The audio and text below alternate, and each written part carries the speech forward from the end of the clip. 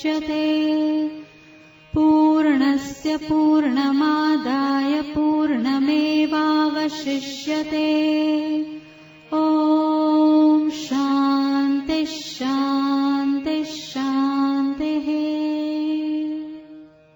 पूर्णमदः पूर्णमिदं पूर्णात् पूर्णमुदच्यते पूर्णस्य पूर्णमादाय पूर्णमेवावशिष्यते।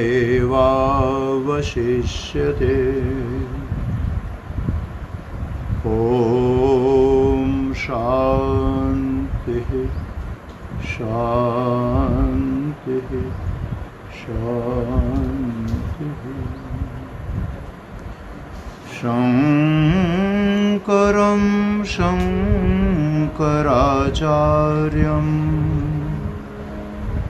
केशवं बादरायणम् सूत्रभाष्यकृतौ वन्दे भगवन्तौ पुनः पुनः। ईश्वरो गुरुरात्मेति मूर्तिभेदविभागिने व्योमवत् व्याप्तदेहाय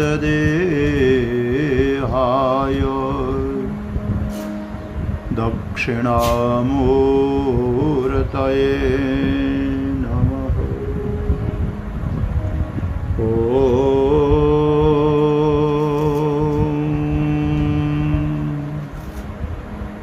शान्तिः शान्तिः शान्तिः।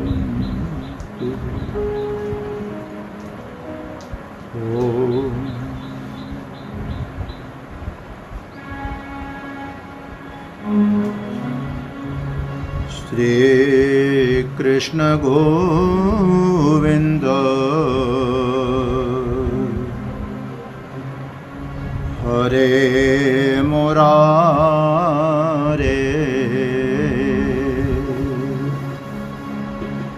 हे नाथ नारायण वासुदेवा श्री कृष्ण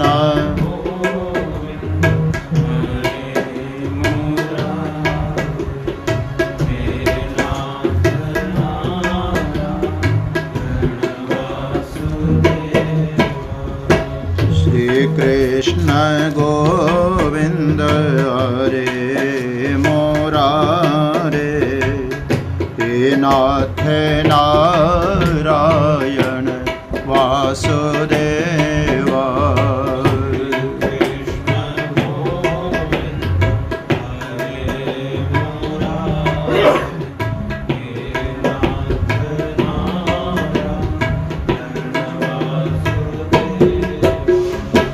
श्री कृष्ण गोविंद हरे मुरारे हे नाथ नारायण वासुदेवा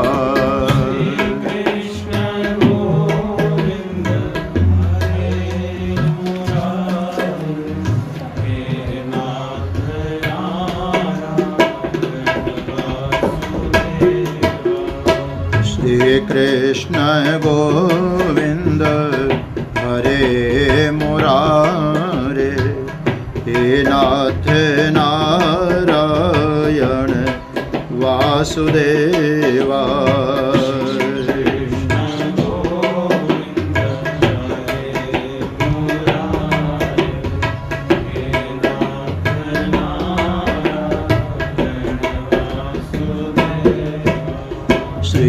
कृष्ण गोविंद हरे मुरारे हे नाथ नारायण वासुदेवा। कृष्ण गोविंद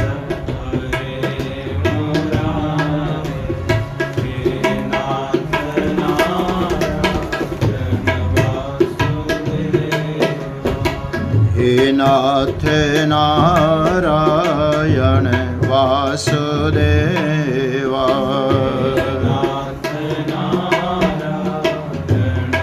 वासुदेवा सच्चिदानंद भगवान की सत्य सनातन धर्म की सद्गुरुदेव महाराज की गोपाल कृष्ण भगवान की गौ माता की पवन पुत्र हनुमान जी महाराज की ओम नमः पार्वती पतये हर हर महादेव।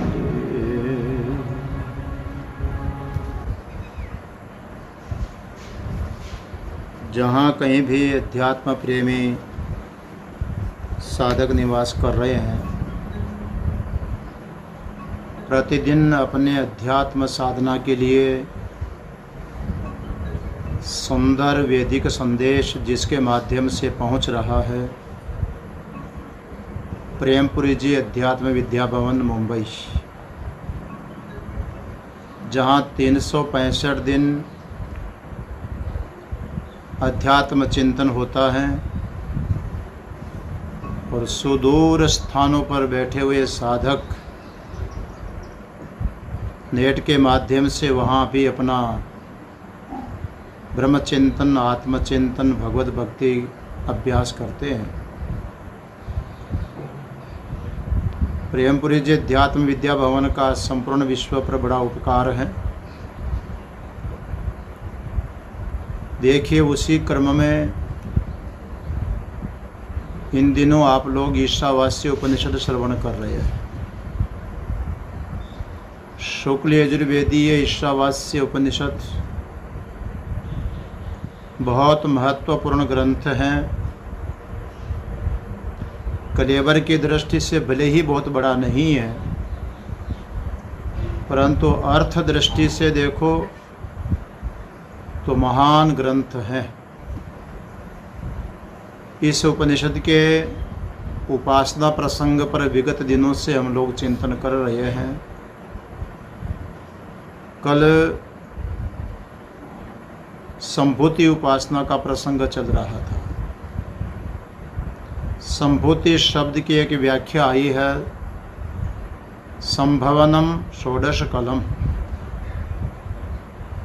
जो 16 कलाओं से संपन्न भगवान का प्राकटन है, उसको संभूति बोलते हैं। 16 कला युक्त जो सगुण साकार रूप में प्रकट भगवान हैं, उनकी उपासना सभी के लिए बहुत सुगम है। महिम्न स्तोत्र में आप लोगों ने श्रवण किया ही है कि निर्गुण निराकार परमात्मा की उपासना सबके लिए सुगम नहीं हो सकती, वहाँ अधिकारी विशेष की जरूरत पड़ती है। किंतु सगुण साकार रूप के लिए तो सबके लिए सुलभ है। निर्गुण निराकार के लिए कहा गया, स कस्य स्तोतव्य कतिविध गुण कस्य विषय, वो किसके लिए स्तुति करनी योग्य होगा, कितने प्रकार के गुण होंगे, किसका विषय बनेगा, बड़ा कठिन काम है। किंतु जो संभूति है, षोडश कला संपन्न जो भगवान प्रकट हुए हैं, अवतार लिए हैं, सगुण साकार रूप में अवतरित हुए हैं, उसकी उपासना बहुत आसान है। पदे त्वर्वाचीने पतति न मन कस्य न वचः, भगवान का एक प्राचीन रूप है, एक अर्वाचीन रूप है। असंभूति अप्रकट स्वरूप भगवान का प्राचीनतम रूप है। तो सगुण संभवनम जो संभूति है, षोडश कला संपन्न भगवान, ये अर्वाचीन रूप है। भक्तों की उपासना के लिए, साधना के लिए बहुत सुगम रूप भगवान धारण कर लेते हैं। अब भगवान की जो षोडश कलाएं हैं, जिनको लेकर के भगवान भगवान है, ये बात भी तो समझ में आनी चाहिए ना। नहीं तो बाबा इस कली काल में पता नहीं कितने भगवान खड़े हो जाएं, पता नहीं। असली भगवान की जगह नकली भगवान बहुत ज़्यादा आ जाते हैं, और नकली भगवान इतने चमकने लगते हैं कि असली भगवान को ही दबाने की कोशिश करते हैं। पहले भगवत पूजा प्रधान होती थी, आज ये हो गया कि व्यक्ति पूजा प्रधान हो गई है। भगवान को तो गौण कर दिया और व्यक्ति प्रधान हो गए। एक छोटा सा उदाहरण मैं आपको बताना चाह रहा हूँ, प्रासंगिक बात है इसलिए। संत कबीर का एक प्रसिद्ध दोहा है कि गुरु गोविंद दोनों खड़े, सबको याद है। गुरु गोविंद दोनों खड़े, किसके लागू पाए, बलिहारी गुरुदेव जिन्होंने गोविंद दियो बताए। यदि सामने गुरु भी खड़े हैं और गोविंद भी खड़े हैं, तो कबीर से पूछा गया कि प्रथम प्रणाम आप किसको करेंगे? तो कबीर बोले कि मैं तो गुरुदेव को धन्यवाद दूंगा कि यदि आप न होते तो गोविंद का दर्शन मुझे होता नहीं, इसलिए आपको प्रणाम कर रहा हूँ, आपका आभार जता रहा हूँ। आपकी कृपा से गोविंद दर्शन हुए। अब ये देखिए, भगवान को गुरु रूप में भी अगर मानते हैं हम लोग, तो गुरु का महत्व किस लिए है? गुरु का महत्व इसलिए है कि गुरु ही भगवान से मिलाते हैं। अगर जो भगवान से न मिला सके तो फिर वो गुरु के काबिल ही नहीं है। तो जीवन का जो उद्देश्य है वो गुरु से मिलना है कि भगवान से मिलना, आप ये सोचिए। जीवन का उद्देश्य केवल मध्यस्थ से मिलना है या मध्यस्थ का उपयोग अपने लक्ष्य से मिलाने के लिए होना चाहिए।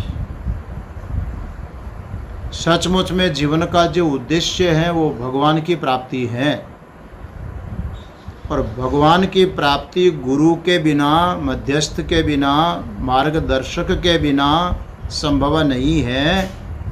इसलिए गुरुदेव को प्रथम प्रणाम किया जा रहा है कि भगवान की प्राप्ति गुरु के माध्यम से ही होती है। गुरु का जो महत्व बढ़ता है वो भी इसलिए बढ़ता है कि वो भगवान का साक्षात्कार, परमात्मा का साक्षात्कार, भगवान से भक्त को मिलाने का काम करते हैं, इसलिए गुरु का महत्व बढ़ता है। तो जीवन का उद्देश्य भगवान से मिलना ही होता है, और गुरु का भी उद्देश्य है कि शिष्य को भगवान से मिला दें। पर अब गुरु बन कर के बैठ जाए और कहे कि भगवान से मिल कर के क्या करना। कबीर ने कहा कि भगवान से तो गुरु बड़े इसलिए पहला प्रणाम किया, तो भगवान से मिल कर के क्या करोगे? ये तो ऐसा ही हो गया है मानो किसी की शादी नहीं हुई है और संबंध के लिए किसी कन्या को देखने के लिए भेजा जाए मध्यस्थ व्यक्ति को, और उसकी भी शादी नहीं हुई है। तो ये बताइए कि जिस कन्या को देखने के लिए भेजा गया वो खुद की अपनी शादी की सोचेगा या दूसरे के लिए शादी की सोचेगा? वो किसके लिए सोचेगा भाई? वो तो स्वयं देखेगा कि मैं स्वयं ही अविवाहित हूँ, पहले मुझे तो मिले। तो आजकल तो ऐसी स्थिति होते जा रही है कि व्यक्ति पूजा प्रधान हो रही है और भगवान गौण होते जा रहे हैं। इसीलिए हमारे एक महान पुरुष आप सब जानते हैं, ब्रह्मलीन श्रद्धेय स्वामी राम सुखदास जी महाराज, जिनका बड़ा ही पवित्र जीवन रहा है। उनको किसी ने कहा कि महाराज गुरु की ज़रूरत है क्या, गुरु के बिना भगवान नहीं मिलेंगे? तो इस प्रकार जो गुरु के नाम से गोरख धंधा करने वाले लोग होते हैं, अपनी पूजा प्रदान करवाते हैं, उनको लेकर के स्वामी जी ने कहा कि कोई ज़रूरी नहीं है, सीधे भगवान से ही प्रार्थना कर लो। मेरे कहने का मतलब ये है कि देखो, जीवन का जो प्रमुख उद्देश्य है वो भगवान की प्राप्ति है, और भगवान की प्राप्ति के लिए शास्त्र जो विधा बता रहा, उपासना बता रहा है, भक्ति का तरीका बता रहा, भगवान कौन है ये भी बता रहा है, और फिर कैसे उनकी भक्ति करना चाहिए, उपासना करनी चाहिए ये भी बता रहा है। तो कल से हम लोग विचार कर रहे हैं कि षोडश कला संपन्न वो भगवान, नहीं तो मैं कह रहा था ना कि व्यक्ति पूजा प्रधान हो जाती है और नकली भगवान खड़े हो जाते हैं। इसलिए भगवान के लक्षण क्या, जो षोडश कला संपन्न हो वही भगवान है। संभवनम षोडश कलम, संभूतम षोडश कलम, ये जो 16 कलाओं के रूप में जो प्रकट हुए हैं वो भगवान सगुण साकार हैं, और उनकी भक्ति करने से भगवान की प्राप्ति होती है। एक बात प्रश्न शायद आया था, मैंने किया था कि देखो, सगुण साकार की भक्ति और निर्गुण निराकार का चिंतन, बिना गुरु के निर्गुण निराकार परमात्मा का स्वरूपतः चिंतन संभव नहीं है, ये बात बिल्कुल सत्य है। लेकिन सगुण साकार रूप में भगवान की भक्ति करना इतना सुगम है, इतना आसान है।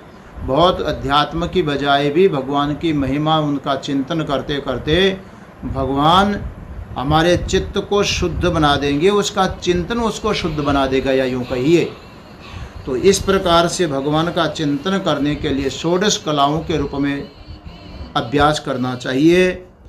कल बताया गया था कि भगवान की एक कला होती है श्रवण कला, दूसरी कला है स्पर्श कला, तीसरी दर्शन कला माने दर्शिनी कला, जिसमें अपनी कृपा कटाक्ष इशारे मात्र से, संकेत मात्र से, दृष्टि पड़ने मात्र से जीव का कल्याण करने की शक्ति हो।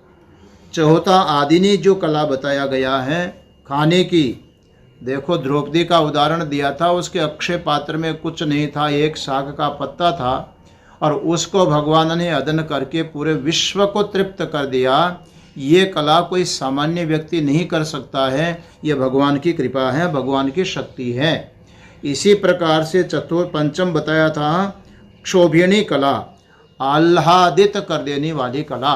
जब ध्यान में बैठते हैं, भगवान का ध्यान करते करते भक्त की तदाकार वृत्ति बनती है और भगवान का ध्यान होने लगता है। भगवान उसकी वृत्ति में आकर के जब विराजमान होते हैं तो वहाँ पर भी सगुण साकार रूप में भगवान का ध्यान संभव है।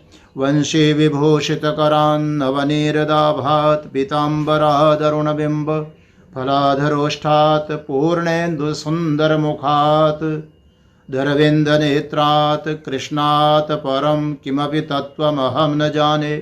देखो ध्यान किया, जिनके हाथों में वेणु शोभायमान हो रही है, वंशी विभूषित करान नवनीरदाभात, भगवान का चेहरा मुखमंडल देखो तो ऐसा लगता है कि जैसे कोई काले काले घने बादल चढ़ करके आ रहे हो, उसके समान, बादल के मेघ के समान जिनके चेहरे की कांति है।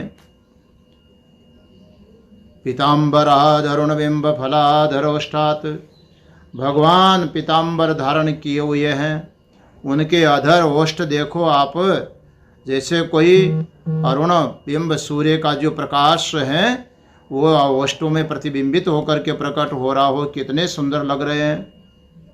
तो इस प्रकार से भगवान का जो ध्यान करते करते करते करते भगवानमय वृत्ति बन जाती है, उस समय उस भक्त को जो आनंद आता है, यदालोक्याह्लादम हृदय व निमज्जामृतमये, ऐसा लगता है जैसे कोई आनंद के सागर में डूब गए हों, पूरा शरीर रोमांचित हो जाता है, पूरा चेहरा पुलकित हो उठता है। वो जो एक आनंदानुभूति है वो भगवान ही तो प्रदान करते हैं।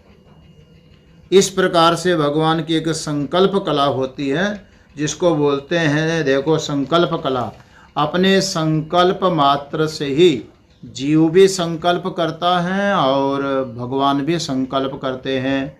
जीव के कितने संकल्प सत्य होते हैं, सभी श्रोता अपने अपनी भावना अपने संकल्प को देख लीजिए। बहुत कम संकल्प होते हैं जिसकी पूर्ति होती है। मेरे विचार से 100 संकल्प में से 5 संकल्प पूरे हो जाएं, ये बड़ी बात समझो। 100 में से 5 संकल्प की पूर्ति हो जाए, ये बहुत बहुत बड़ी बात है। 95 प्रकार के संकल्प तो व्यर्थ करता है, परंतु ईश्वर का जो संकल्प होता है उसको सत्य संकल्प बोलते हैं। ये आत्मा अपहत पापमा विजरो विमर्त्यो विशोको विजगत्सो अपिपास सत्य काम सत्य संकल्प है सन्वेष्टव्य है। अरे जो सत्य काम है, सत्य संकल्प है, वो भगवान, वो परमात्मा ही अन्वेषण करने योग्य है, वो खोज करने योग्य है। आइए वो ध्यान करने योग्य है, उसका चिंतन करना चाहिए। तो इस प्रकार से भगवान का जो संकल्प शक्ति है उसका दर्शन करो। भगवान का संकल्प सत्य होता है, जीव का संकल्प कभी भी सत्य नहीं होता। हमारे गुरुदेव तो यही कहते हैं कि जो होता वो ईश्वर के संकल्प से ही होता है, जीव के तो संकल्प मिथ्या ही होते हैं। एक भक्त ने कहा कि स्वामी जी महाराज, ईश्वर का संकल्प ही सत्य होता है और जीव का संकल्प सत्य नहीं होता। ये बात पूरी की पूरी समझ में नहीं आ रही है। जीव का भी संकल्प सत्य होता तो है। हमने एक संकल्प किया कि चलो आज प्रेमपुरी आश्रम से आने वाला प्रवचन है, उसको बैठ करके सुनेंगे। ये सुनने का संकल्प तो हमारा था। जब प्रवचन करने वाला बैठा तो बोलने का संकल्प उनका होगा। प्रेमपुरी आश्रम व्यवस्था ट्रस्ट ने एक व्यवस्था सोची कि चलो पूरे विश्व को लाभ मिले, इसके लिए नेट को मध्यस्थ बनाया जाए, नेट के माध्यम से, और पूरे विश्व को यूट्यूब से सत्संग मिलता रहे। तो वहाँ के ट्रस्टीज ने संकल्प किया है, वो संकल्प सत्य तो हो रहा है। बोलने वाले ने बोलने का संकल्प किया, ट्रस्टीज ने प्रसारण का संकल्प किया और श्रोताओं ने सुनने का संकल्प किया। तो ये तो संकल्प तो हो ही रहा है ना, सत्य हो रहा है। कैसे कहते हैं कि ईश्वर का संकल्प ही सत्य होता है, जीव का संकल्प सत्य नहीं होता। हमारे गुरुजी से भी पूछा कि महाराज जीव का संकल्प भी तो सत्य होते हुए देखते हैं। गुरुदेव ने कहा कि देखो ऐसा नहीं है, संकल्प तो ईश्वर का ही सत्य है। हाँ, कभी जीव जो संकल्प कर रहा है उसका संकल्प ईश्वर के संकल्प के साथ में मिल जाता है। जो संकल्प ईश्वर ने किया योगायोग वही संकल्प जीव में भी आ गया। तो दोनों का संकल्प मिलने के कारण वो कार्य सिद्ध हो जाता है। तो जीव ने ये समझ लिया कि मेरा संकल्प सत्य हुआ है। अरे भैया, तेरा संकल्प सत्य नहीं हुआ, ये तो ये हुआ कि तेरा संकल्प की जो नेट है ना भगवान के संकल्प से जुड़ गई, वहाँ संबंध हो गया। इसलिए ईश्वर का संकल्प था और वही संकल्प तुम्हारे भीतर में उठ गया। दूसरी बात, जो भी होता ईश्वर के संकल्प से ही होता है। जीव तो बीच में ये सोचता हूँ करूँ हूँ एज अज्ञानता शकटनु भार जेम स्वान ताने। नरसिंह मेहता ने कहा कि ईश्वर जो करता वही होता, जीव तो खाली झूठा अभिमान कर रहा है कि मैं करता हूँ मैं करता हूँ। भगवान जब जो संकल्प कर लेते हैं, कल सुन रहे थे वत्सहरण लीला में भगवान ने संकल्प मात्र से ही बछड़े और ग्वाल बाल तैयार कर लिए।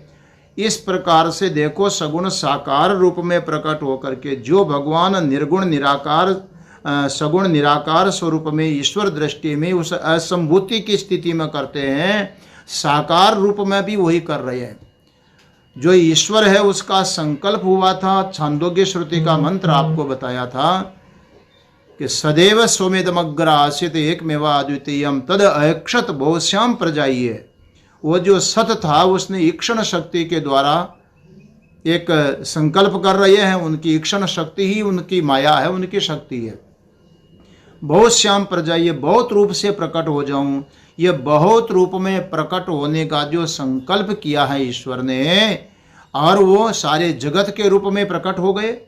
ऐसे ही भगवान श्री कृष्ण सगुण साकार रूप में प्रकट होकर के संकल्प करते हैं कि मैं बछड़ों के रूप में प्रकट हो जाऊं, ग्वाल बाल के रूप में प्रकट हो जाऊं। तो संकल्प मात्र से भगवान उस रूप में प्रकट हो गए। तो ये है भगवान, क्योंकि जिनका सत्य संकल्प है उनको भगवान बोलते हैं। भगवान की निश्चय जो कला थी, सप्तम कला, उसका भी कल हम लोग दर्शन कर रहे थे।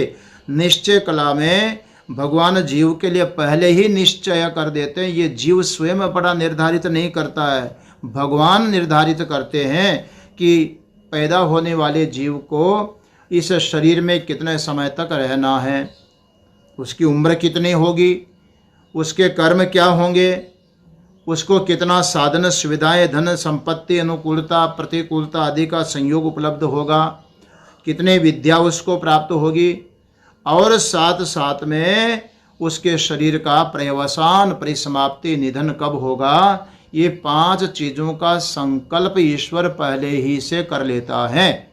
इसलिए निश्चय संकला जो है भगवान की है। भगवान जो भी करते हैं वो निश्चय कर लेते हैं। मनुष्य तो संशय में रहता है कि होगा कि नहीं होगा, होगा कि नहीं होगा, होगा कि नहीं होगा।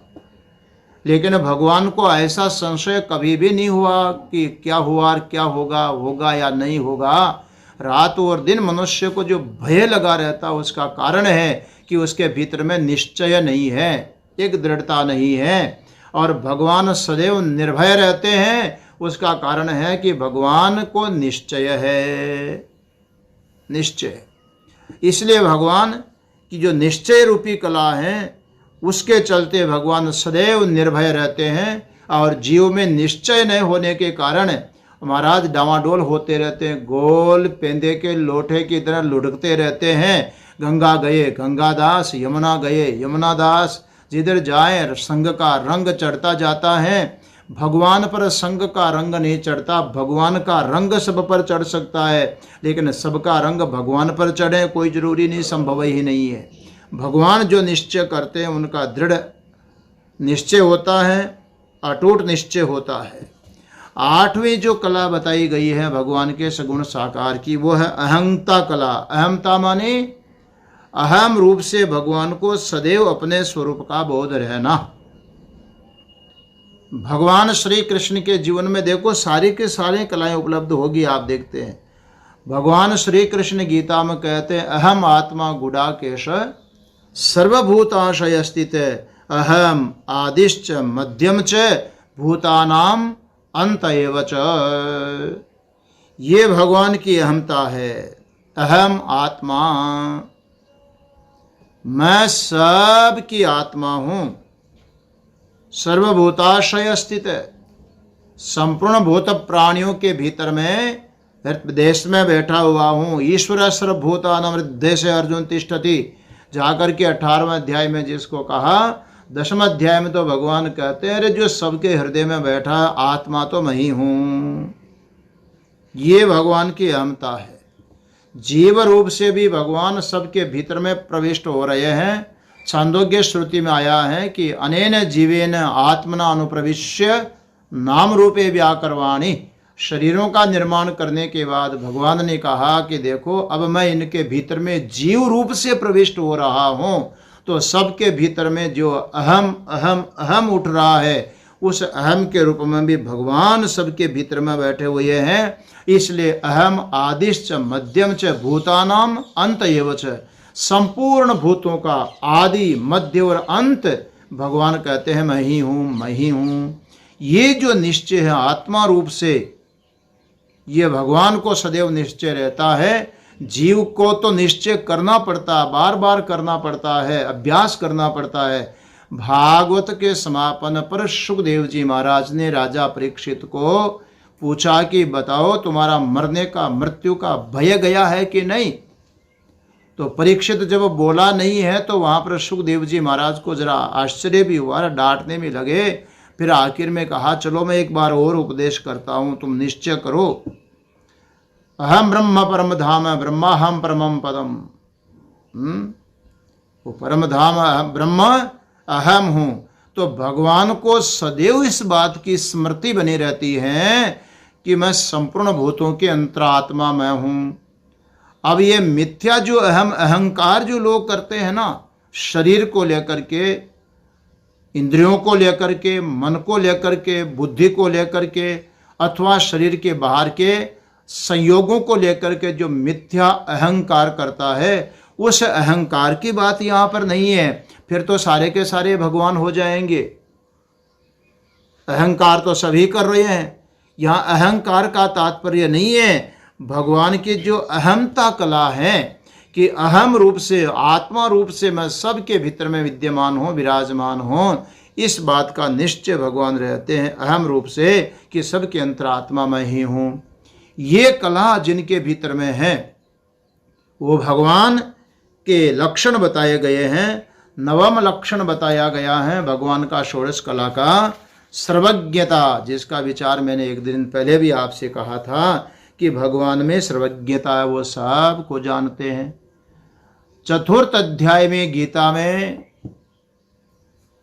भगवान श्री कृष्ण ने अर्जुन को कहा कि ये जो मैं योग का उपदेश तुमको दे रहा हूँ, ये उपदेश मैंने पहले सूर्य, मनु, इक्ष्वाकु आदि को दिया था। तो अर्जुन को संदेह हुआ कि महाराज डींग हाँकते हो,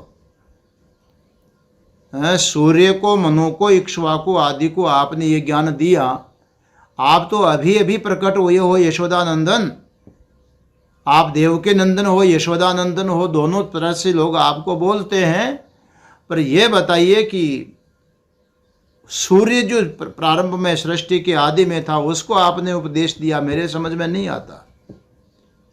तो भगवान श्री कृष्ण कहते हैं कि तुझे पता नहीं है ना अर्जुन, बहुने में व्यतीतानि जन्माने तव च अर्जुन, ताने हम वेद सर्वाणि न त्वं व्यथ परंतप। मेरे और तेरे बहुत सारे जन्म बीत चुके हैं, परंतु उन सब को तुम नहीं जानते हो, लेकिन ताने अहम वेद सर्वाणि, उन सारे जन्मों का मुझे ज्ञान है, सारे जन्मों का ज्ञान है, किस किस जन्म में क्या क्या लीला हुई है सबको मैं जानता हूँ, कौन पैदा हो रहा है, कब मैं प्रकट हो रहा हूँ। इसलिए भगवान में सर्वज्ञता की कला आई है। सर्वज्ञता सबसे बड़ी चीज़ तो आप ये देखिए कि इस संसार में मनुष्य कितने हैं, माने मानव शरीरधारी, मनुष्यता वाले तो बहुत ही कम होंगे, लेकिन मानव शरीरधारी जो प्राणी हैं, जीव हैं, कितने हैं?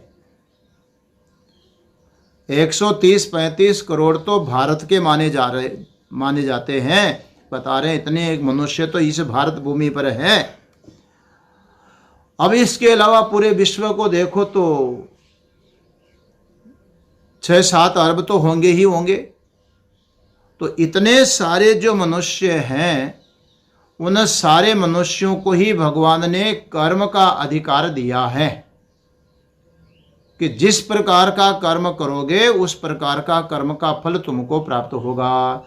यदि तुम चाहो कि इस जीवन में मोक्ष प्राप्त कर लें तो प्रबल साधना के द्वारा चित्त शुद्धि करो, आत्म साक्षात्कार करके यही तुम मुक्त हो सकते हो। लेकिन भगवान कहते हैं ऐसे तो मनुष्यानाम सहस्रेषु कश्चित् यतति और यततामपि सिद्धानाम कश्चित् माम वेत्ति। ये तो करोड़ों में से कोई एक व्यक्ति निकलता है जो परमात्मा के यथार्थ स्वरूप को जान करके मुक्त अवस्था की स्थिति को प्राप्त करता है। कुछ लोग निकलते हैं जो भक्ति मार्ग में, उपासना मार्ग में, कर्म मार्ग में, सतपथ पर लगे हुए होते हैं, और बाकी सारे जीव तो पेट और परिवार के लिए जी रहे हैं। खाओ पियो मौज उड़ाओ, पशु की तरह जीते रहो। कितनी सी जिंदगी है, जब तक है यावत जीवेत सुखम जीवेत ऋणम कृत्वा गर्तम पिबेत की स्थिति है। मौज मस्ती में जीवो, आराम में जीवो, नहीं है तो कर्जा करके जीवो, मर जाएंगे तो फिर क्या है, किसका लेना और किसका देना। अधिकांश लोग तो वो हैं तो मनुष्य शरीर पाकर के भी जो पशु तुल्य जीवन जी रहे हैं, और उनके शरीर के द्वारा जितने भी होने वाले पुण्य पाप आदि कर्म हो रहे हैं, उन जीवों के सभी के कर्मों के अनुसार उनकी प्रारब्ध तय करना, उनको गति प्रदान करना। किस जीव का ब्रह्मलोक के लायक कर्म है, उपासना है, भक्ति है, कौन गोलोक जा रहा है तो कौन स्वर्ग जा रहा है, कौन पितृलोक के काबिल है, कौन नरक में जाएगा, कौन पुनः मनुष्य बनेगा, किसको कौन सा शरीर मिलना है, कितने समय के लिए शरीर मिलना, उस शरीर में कैसे माता पिता मिलने हैं, क्या क्या संयोग मिलना है, ये सारा निर्धारण कौन कर रहा है भाई? ये ईश्वर ही निर्धारण करने वाले हैं। तो सर्वज्ञता सबको जानते हैं, सबके कर्मों को जानते हैं, यह सर्वज्ञ सर्वविद यस्य ज्ञानमयम तपः, जो सर्वज्ञ हैं, सर्वविद हैं और ज्ञान ही जिनका बहुत बड़ा तप है, ऐसे जो भगवान हैं उनकी सर्वज्ञता की बहुत बड़ी विशेषता होती है। इसलिए भगवान सबको जानते हैं, सबके ज्ञाता हैं। सर्वज्ञता जिसमें हो उनको बोलते हैं भगवान।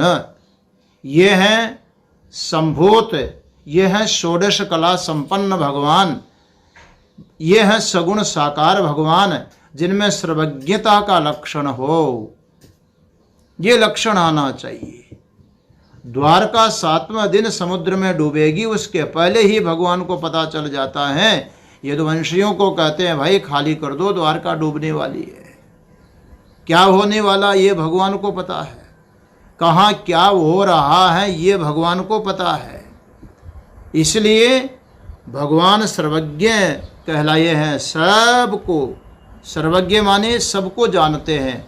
अरे तुम्हारे भीतर में क्या चल रहा, तुम्हारे मन में क्या चल रहा, उसको भी जान रहा है। और देखो कोई व्यक्ति जो संकल्प कर रहा है, सोच रहा, मन में विचार आ रहा है, वहाँ कहते कोई नहीं देखता, उसको भगवान देखते हैं। हमारे महात्मा लोग एक बहुत अच्छी घटना सुनाते हैं कि जब कौरव और पांडव गुरुकुल में वेदा अध्ययन कर रहे थे, उस समय की बात है। आचार्य द्रोण ने एक दिन एकादशी का दिन था और बालकों से कहा कि जाओ बेटा, एक एक ये आम का फल है, एकांत में जाकर के बैठ करके तुम खा करके आ जाओ, जहाँ कोई नहीं देख रहा हो। सब विद्यार्थी गए, अपना अपना आम्र फल खा करके लौट गए। युधिष्ठिर लौट करके नहीं आए। गुरुजी ने कहा आ गए सब लोग। देखा और सब आ गए। दुर्योधन बोला गुरुजी युधिष्ठिर भैया नहीं आए, बाकी सब आ गए। पता लगाओ कहाँ चला गया, क्यों नहीं आया। दुर्योधन दौड़ करके गया तो युधिष्ठिर किसी पेड़ के नीचे बैठ करके हाथ में आम फल लिए बहुत गंभीरता से कुछ सोच रहे हैं। दुर्योधन बोलते हैं भैया क्या कर रहे हो, गुरुजी बुला रहे हैं जल्दी चलो। तो युधिष्ठिर महाराज चल पड़े, आम्रफल हाथ में लिया और चले, गुरुजी के सामने उपस्थित हो गए। गुरुजी ने देखा आम का फल हाथ में। अरे युधिष्ठिर कब से गए हो, अब तक ये फल खाया नहीं तुमने। सारे के सारे बालक फल खा करके आ गए। युधिष्ठिर कहने लगे कि गुरुदेव आपने कहा था कि जहाँ कोई न देख रहा हो वहाँ एकांत में अकेले बैठ करके खा करके आना। जब मैं फल खाने के लिए बैठा और सोचा कि कोई देख तो नहीं रहा है, इतने में आपने कहा था कि एक दिन उपदेश में कहा था कि ईश्वर जो है वो सबको देखता है, हमेशा देखता है और सब जगह रह करके देखता है। भगवान सबको देखता है, सब जगह रह करके देखता है, सब में क्या हो रहा उसको देख रहा है। तो मुझे जो ही फल खाने की इच्छा होती है, याद आया कि गुरुजी ने कहा था न देख रहा हो वहाँ देखना, पर भगवान तो देख रहे हैं। तो ईश्वर वो जो है सदैव देखते हैं। सर्वज्ञता का जो गुण है वो सबके भीतर में बैठ करके सबको देख रहे हैं। तो जैसे निराकार रूप में भगवान सबके हृदय में बैठ करके आत्मा रूप से देख रहे हैं, भगवान श्री कृष्ण वो हैं सगुण साकार भी सबकी आत्मा बन करके और सबको जानते हैं। अब देखो न, ग्वाल बाल जब भगवान श्री कृष्ण बने तो ग्वाल बालों की आत्मा कौन बने थे, भगवान श्री कृष्ण ही तो बने हैं। उनका शरीर कौन बना था, भगवान श्री कृष्ण ही तो बने हैं। तो इस प्रकार से अहमता भी भगवान की और सर्वज्ञता भी भगवान की सिद्ध होती है। इसलिए भगवान श्री कृष्ण को देखो आप षोडश कला संपन्न भगवान हैं। इसी के साथ साथ 10वां लक्षण आया सर्वनियामकता। सब के ऊपर नियमन कर रहे हैं। कौन, भगवान सब पर नियमन कर रहे हैं। व्यष्टि में देखो, समष्टि में देखो, अध्यात्म में देखो, अधिभूत में देखो, अधिदेव में देखो, सब के ऊपर जिसका नियंत्रण चल रहा है भगवान वो है। भयादस्य अग्निस्तपति भयात् तपति सूर्यः भयाद इंद्रश्च वायुश्च मृत्युर्धावति पंचमा। उस भगवान के भय में सब बड़ी बड़ी बड़ी शक्तियां भी दौड़ रही हैं। आप देख लो भगवान का कितना बड़ा डर है, उनका भय है सबको। तो जो सबके ऊपर नियमन करे, नियंत्रण करे, कंट्रोल करे, सबके ऊपर कंट्रोल करते, नियमन करते। मनुष्य का शरीर देख लो आप, मनुष्य के शरीर की जो सीमा है वो भी एक नियंत्रण में चलती है जी, उसकी भी एक अवधि है। मनुष्य के शरीर की जो लंबाई होगी कितनी बढ़ेगी? वो 4 फुट का होगा कि 5 फुट का होगा कि 6 फुट का होगा कि 7 फुट का होगा? 21 फुट का कोई मनुष्य देखा कभी किसी ने? उसके शरीर की जो एक बढ़ने की जो निरंतरता थी, उस पर ब्रेक किसने लगाया बताइए? ब्रेक तो लगाया है, बढ़ना रुक गया। ये नियंत्रण कौन कर रहा है? वेष्टि में नियंत्रण कौन कर रहा है? सिर पे बाल रख लिए, जटा रख ली। अब बाल का स्वभाव है वृद्धि होना, बढ़ते जाएगा बढ़ते जाएगा। 50-60 फुट का कोई किसी का सिर का बाल देखा है? हो ही नहीं सकता है। ठीक है, 4 फुट 5 फुट तक बढ़ जाए तो बढ़ जाए, वो भी बड़ी बात समझो। आखिर उसकी एक अवधि, इसकी सीमा होती, आगे क्यों नहीं बढ़ता? नियंत्रण किसने किया है? सर्व नियामक है भगवान। कब पौधे पर फल लगना है, फूल लगना है, फल लगना है, ये नियंत्रण है भगवान का। एक हमारे आश्रम में सामने कल्प वृक्ष के 2 पेड़ हैं। गर्मियों के समय में, सर्दियों के समय में उसके पत्ते झड़ जाते हैं, सूखे पेड़ जैसे लगते हैं। एक श्रद्धालु भक्त कहने लगा, महाराज जी इसको खूब पानी पिलाइए, ये तो बड़ा महत्वपूर्ण वृक्ष है, कल्प वृक्ष माना जाता है, पूजनीय वृक्ष है, इसकी छाया भी रहेगी, सुंदर भी लगेगा, पानी पिलाइए।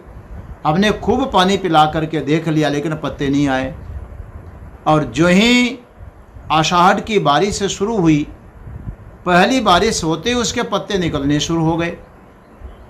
अब देखिए उसका नियमन किसने करके रखा था कि तुम्हारे पत्ते तब अंकुरित होंगे, तब निकलेंगे, पल्लवित होंगे जब बारिश का पानी जुलाई के महीने में, आषाढ़ के महीने में आएगा, तभी पल्लवित होंगे। ये नियमन किसने करके रखा था? मेरे कहने का अर्थ है कि जड़ प्रकृति या स्थावर योनियों से लेकर के जंगम प्राणियों तक सबका जो नियमन चल रहा है, उसका नियमन करने वाले नियामक भगवान है। हम खा पी करके सो जाते हैं, परंतु फिर भी हमारे भीतर की जो श्वास गति है वो नियमित चल रही है। खा पी करके सोए हैं और पेट में गया हुआ अन्न और जल है, उसकी पाचन क्रिया अनवरत रूप से चल रही है। अब बताइए उस समय जब हम गहरी नींद में होते हैं, इस शरीर को मैं या मेरा मेरा करने वाले हैं, उसको कुछ पता भी नहीं है। और उस काल में भी इस शरीर के भीतर में बराबर मशीनरी काम कर रही है। बताइए ऑपरेटर कौन है? इसका नियामक कौन है?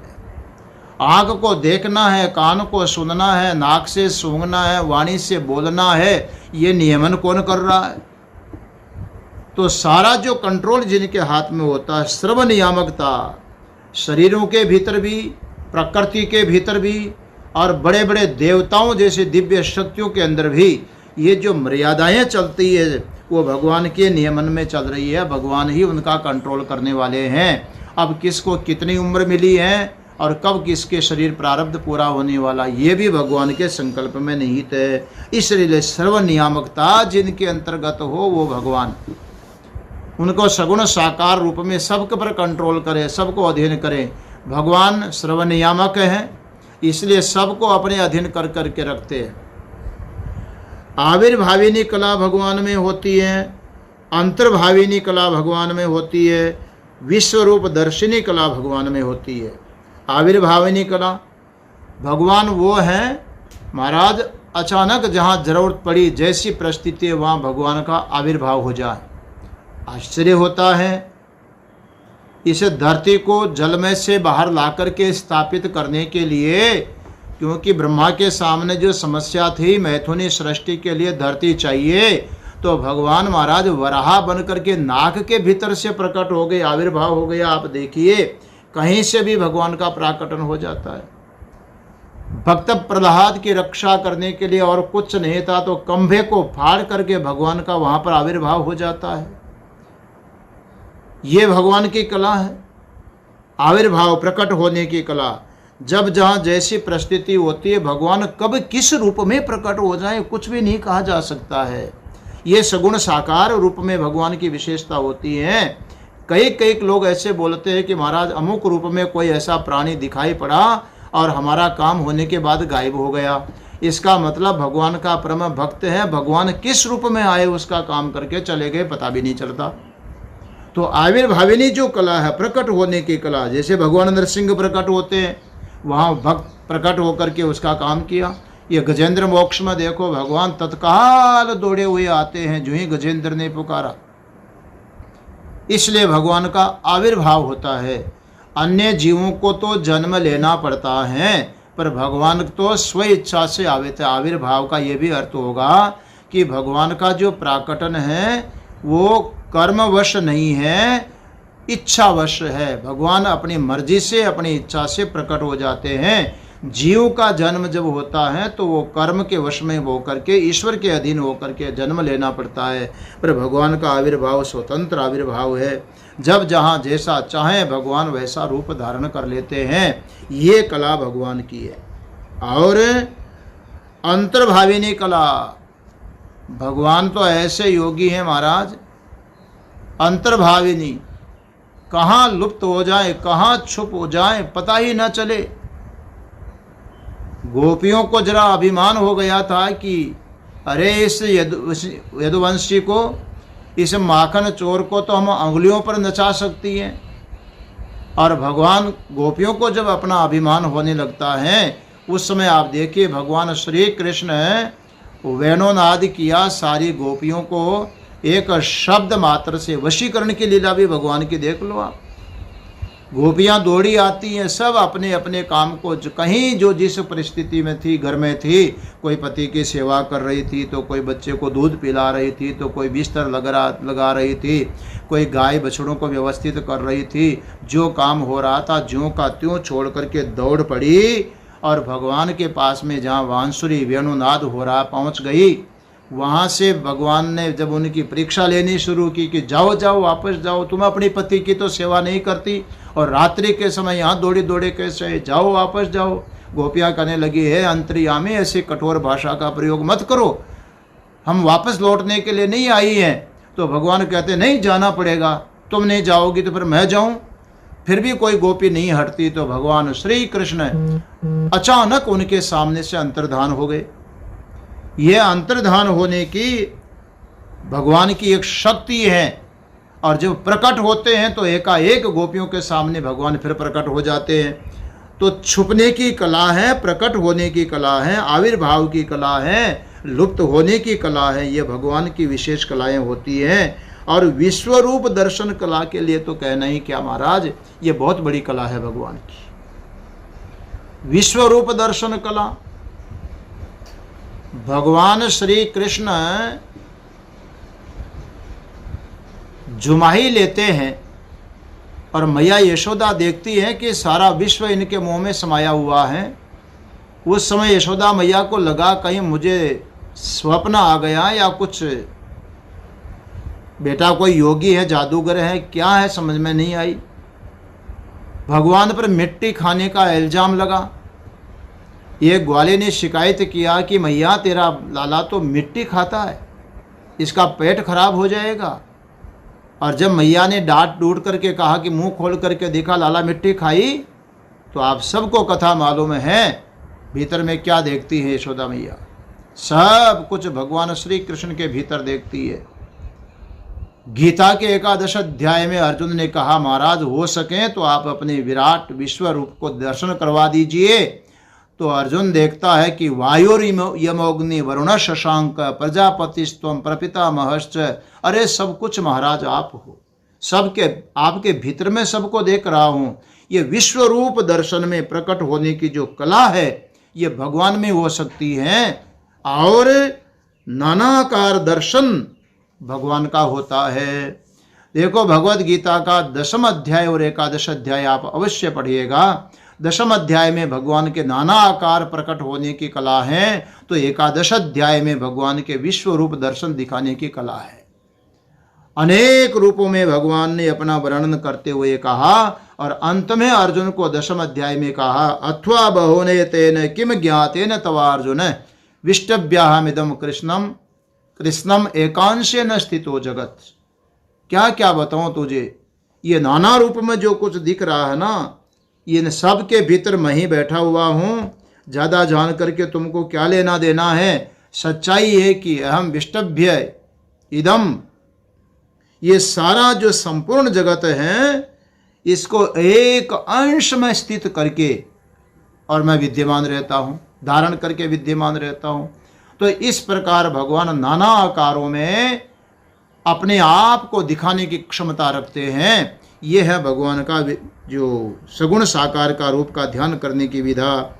आकर्षणी कला अभी आप सुन रहे थे, गोपियां दौड़ करके वेणुनाद सुनते ही दौड़ पड़ती हैं। और 16वीं कला वशीनी कला, सबको अपने वश में कर लेते हैं।